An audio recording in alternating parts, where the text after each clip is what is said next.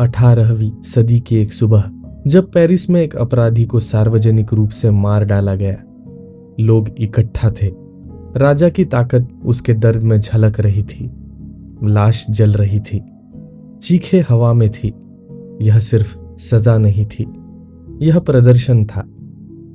फूको इस दृश्य को देखकर एक सवाल उठाते हैं, क्या सजा का मकसद वाकई न्याय है, या फिर यह सत्ता का नाटक है, एक ऐसा तमाशा जिसमें हम सब दर्शक भी है और कैदी भी। सोचिए, जब किसी को सार्वजनिक रूप से अपमानित किया जाता है, स्कूल में, दफ्तर में या सोशल मीडिया पर, क्या वो भी एक तरह की सजा नहीं? बस अब मंच बदल गया है, भीड़ ऑनलाइन हो गई है। फूको कहते हैं, समाज ने धीरे धीरे यह सजा का नजारा छिपा लिया। पहले लोग किसी की हत्या या पिटाई देखने आते थे, अब जेल की दीवारों के पीछे सन्नाटा है। लेकिन सजा खत्म नहीं हुई, वो बस अदृश्य हो गई। अब लोग नहीं देखते कि किसी को कैसे दंडित किया जाता है, लेकिन सब जानते हैं कि कोई कहीं सजा भुगत रहा है, और यही डर समाज को काबू में रखता है।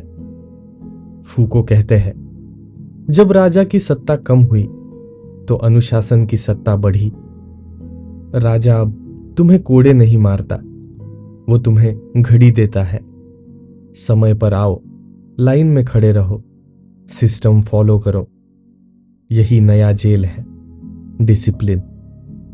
उन्होंने लिखा, modern punishment doesn't need to show pain, it just needs to produce obedience.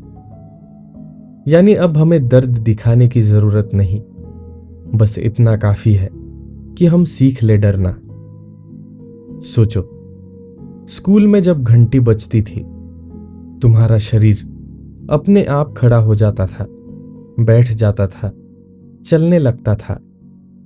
कोई सोचने की जरूरत नहीं थी। यह था अनुशासन का शरीर, द डिसिप्लिन्ड बॉडी। फूको कहते हैं, यह सबसे खतरनाक नियंत्रण है जो शरीर पर नहीं, दिमाग पर लगाम लगाता है।